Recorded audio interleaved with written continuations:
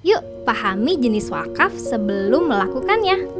Banyak orang beranggapan bahwa wakaf hanya berhubungan dengan bangunan masjid atau tanah makam. Padahal jenis wakaf sangatlah beragam. Langsung saja disimak ulasan lengkapnya. Yang pertama, wakaf berdasarkan peruntukan. Berdasarkan peruntukan, terdapat dua wakaf yang mesti diketahui, yakni wakaf ahli dan khairi. Wakaf ahli sendiri adalah wakaf yang tujuannya diperuntukkan untuk kepentingan dan jaminan sosial dalam lingkungan kerabat sendiri dan keluarga. Sedangkan wakaf khairi adalah wakaf yang dilakukan untuk kepentingan agama atau kemasyarakatan.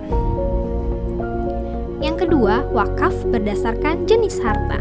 Wakaf berdasarkan jenis harta dibagi ke dalam 3 kelompok, yakni benda tidak bergerak, benda bergerak selain uang, dan benda bergerak berupa uang.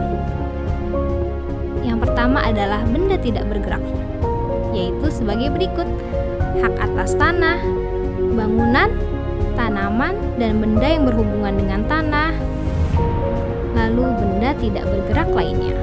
Yang kedua adalah benda bergerak selain uang, yaitu benda yang dapat berpindah, benda yang bisa dihabiskan dan yang tidak.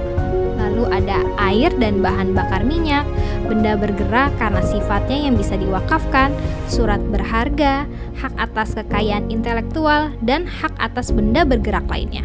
Yang ketiga, benda bergerak berupa uang. Wakaf tunai, kas wakaf. Lalu kita bahas selanjutnya adalah wakaf berdasarkan waktu. Terdapat 2 macam wakaf berdasarkan waktu, yakni mu'abbad, yaitu wakaf yang diberikan untuk selamanya, dan mu'aqqad adalah wakaf yang diberikan dalam jangka waktu tertentu. Yang keempat, wakaf berdasarkan penggunaan harta yang diwakafkan.